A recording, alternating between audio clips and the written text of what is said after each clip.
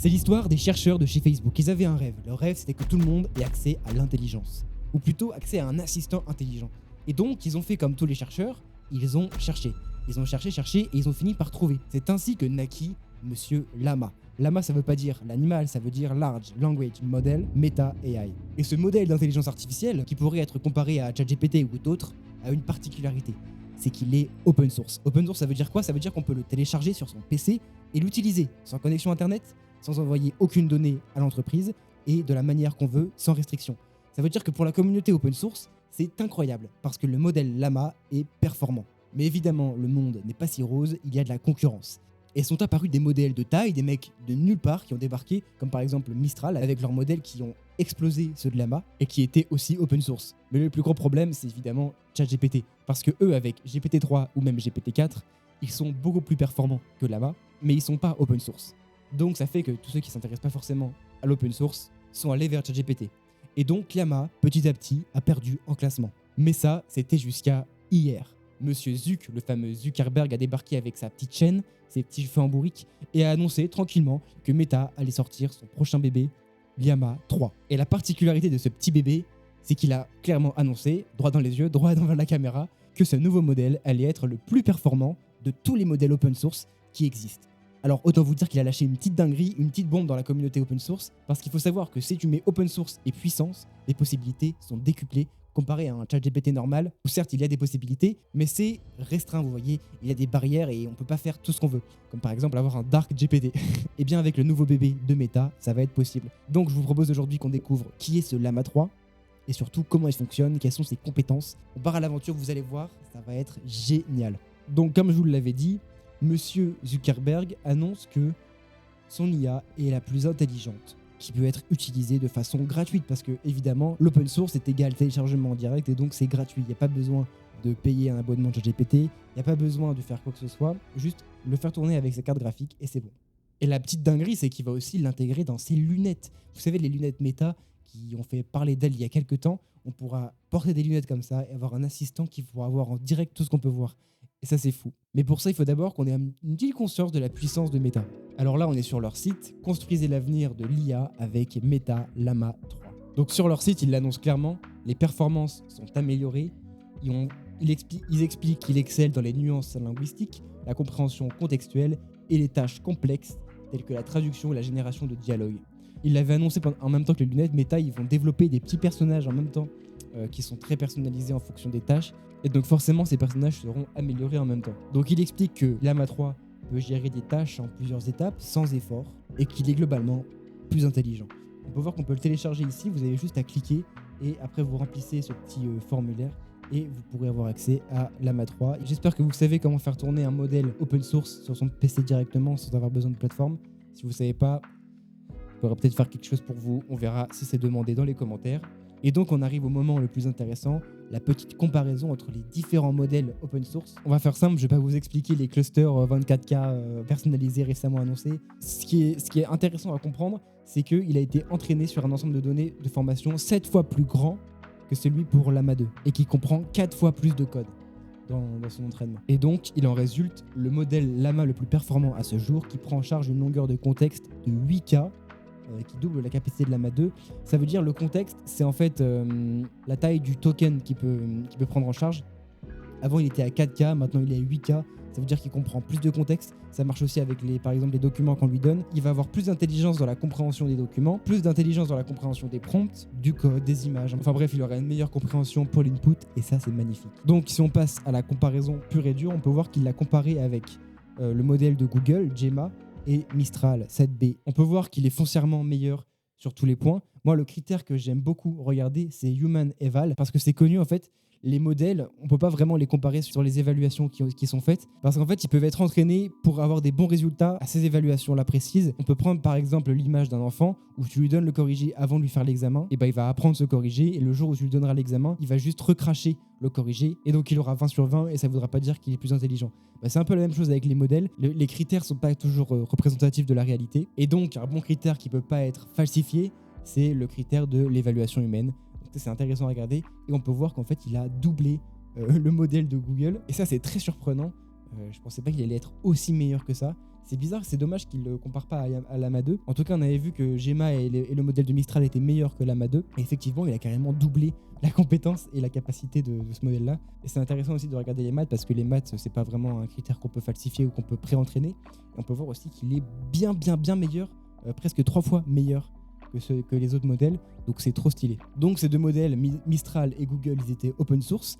On peut voir du coup que d'après leur benchmark et leurs tests, c'est effectivement le plus puissant des modèles open source, mais ils ont aussi comparé avec des modèles qui sont, eux, publiés, donc qui ne sont pas du tout open source, qui sont gardés pour eux, notamment Gemini 1.5 et Claude 3 Sonnet.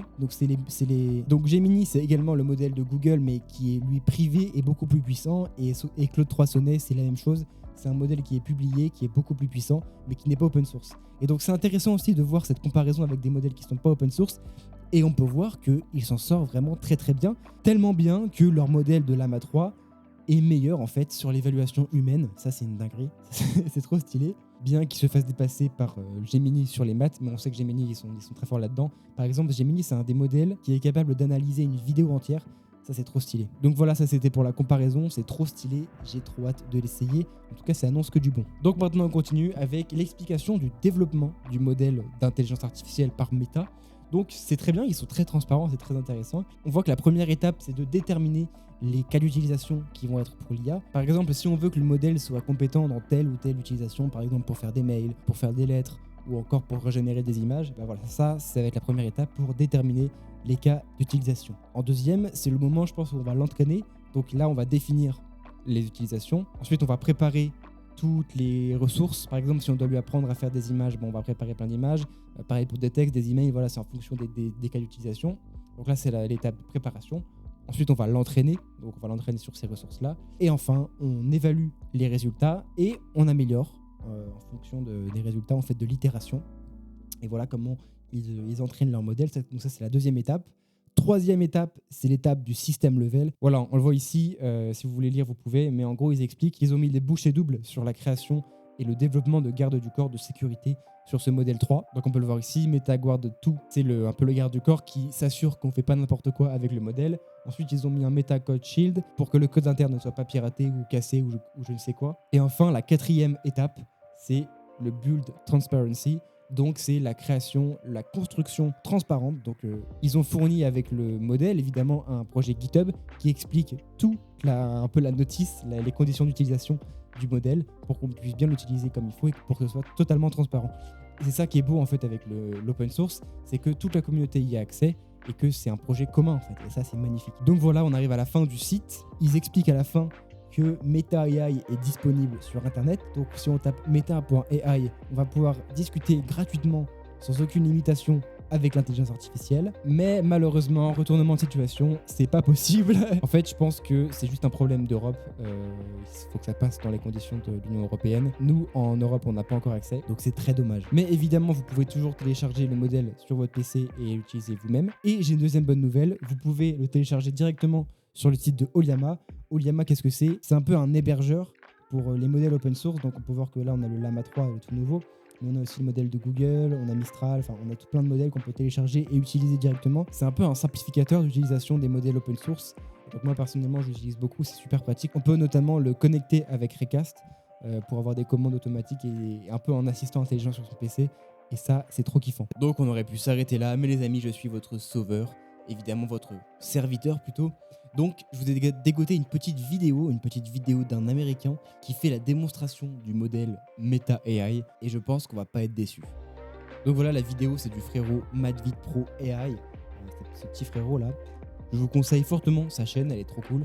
Pour ceux qui parlent anglais, allez vraiment voir, c'est trop intéressant. En tout cas, il est plus actif que moi. On peut voir qu'il est en train de lui taper un petit prompt, donc je pense qu'il est en train de lui demander qu'est-ce que tu vas... sur comment tu vas, quel modèle es-tu. Et donc, on va voir la réponse. Déjà, on voit que c'est super rapide. Vous avez vu ? Non, je pense qu'il a dû faire un cut. Là, la vitesse de génération, c'est du 1. Donc voilà. On peut voir qu'il est sur le modèle 70 millions. Donc en fait, c'est le modèle qu'on avait vu qui était comparé à Gemini, qui était comparé aussi au modèle d'Anthropic, Sonnet. Donc voilà, c'est super intéressant. On peut voir du coup que ce modèle, il est à jour. Et donc là, il demande qui est MadvidPro AI. Donc voilà, c'est le YouTuber.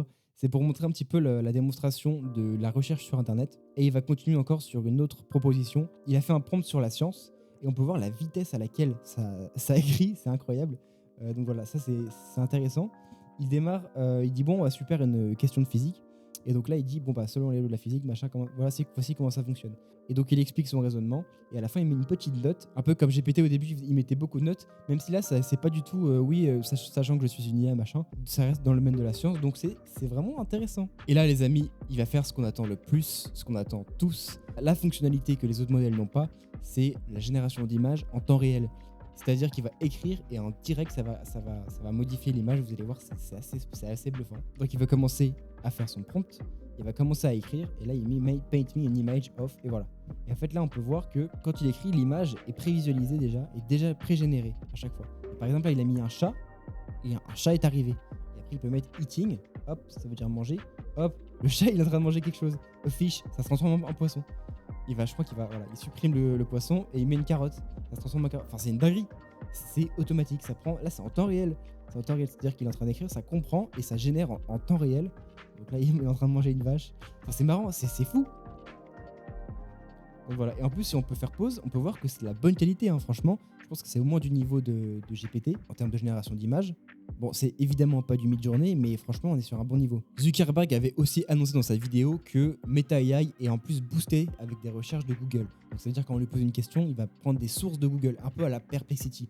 Et l'avantage dans Perplexity, c'est qu'en fait, on avait des sources qui étaient plausibles, des sources réelles, pas besoin en tout cas moins de peur que l'IA hallucine. Et ben là, apparemment, c'est aussi dans Meta AI, et donc ça, c'est trop cool, et je vais vous montrer la démonstration. Donc là, en fait, il a posé la question, est-ce que le Amelia Aircraft s'est crashé sur l'île Christmas?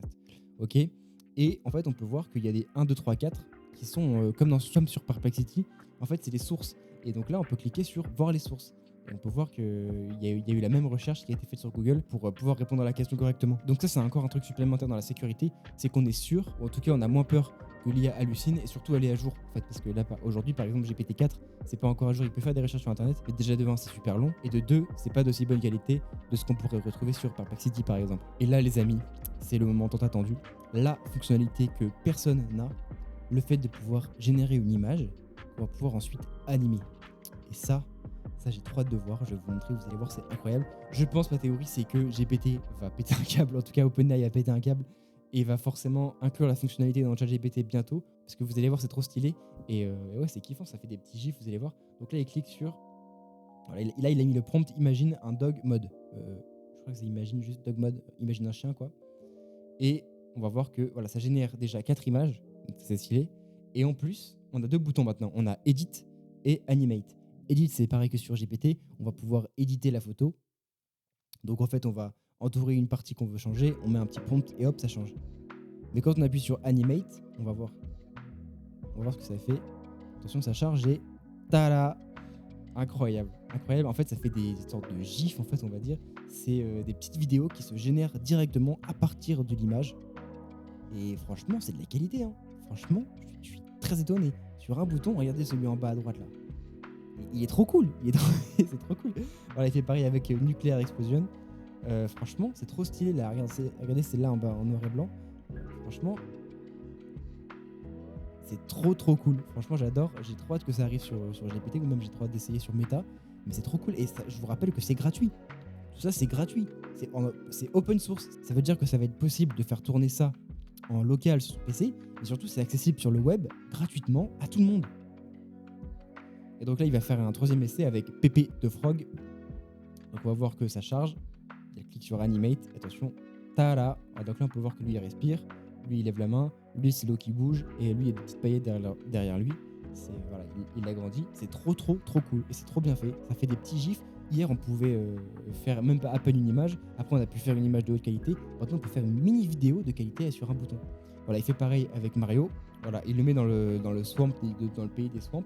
Et après, il va le mettre encore dans un autre environnement. Donc ça, c'est pour montrer un petit peu le bouton Edit, comment fonctionne le bouton Edit. Mais c'est vrai qu'apparemment, on peut pas faire de brush comme sur GPT. En tout cas, il le fait pas dans la vidéo. Donc, je pense que c'est pas possible. Et voilà, il appuie sur Animate et ça fait un petit mouvement de caméra. C'est trop stylé. En tout cas, tous ceux qui kiffent Sora et qui ont trop hâte que Sora arrive et qui se sont pas trop amusés sur Runway, Franchement, c'est des trucs. Et c'est en un clic, en fait. C'est ça qui est incroyable, c'est que ça rend sa créativité accessible et facile d'utilisation. Et donc ça change tout. Et j'ai trop hâte. Je pense que ça va arriver sur GPT. Mais cette idée, en tout cas, est trop cool. Et je pense que ça va ramener beaucoup de monde. Donc voilà, petit mouvement de caméra entre Mario et Shrek. Et c'est gratuit. La génération d'images, c'est gratuit. La génération de vidéos, c'est gratuit. C'est Meta qui offre. Donc voilà les amis, j'ai hâte que ça arrive en France. Je pense qu'il faut se voir à l'évidence. Si t'es arrivé à la fin de cette vidéo, c'est que t'es fan de l'IA autant que moi. Et donc forcément, tu veux voir plus de vidéos. Donc si tu veux voir les prochaines vidéos, t'es obligé de t'abonner. Et surtout, tu mets un petit commentaire. Parce que petit commentaire est égal petit lien. Et puis si tu veux créer du lien avec moi, petit commentaire, dis-moi ce qui t'a plu, dis-moi ce que tu voudrais voir dans de prochaines vidéos. C'est un petit format différent d'habitude si tu es habitué un petit peu à mes vidéos. C'est fait comme ça sur la hâte et franchement j'aime beaucoup. Vive Internet, vive la communauté et vive l'IA. Je fais des bisous.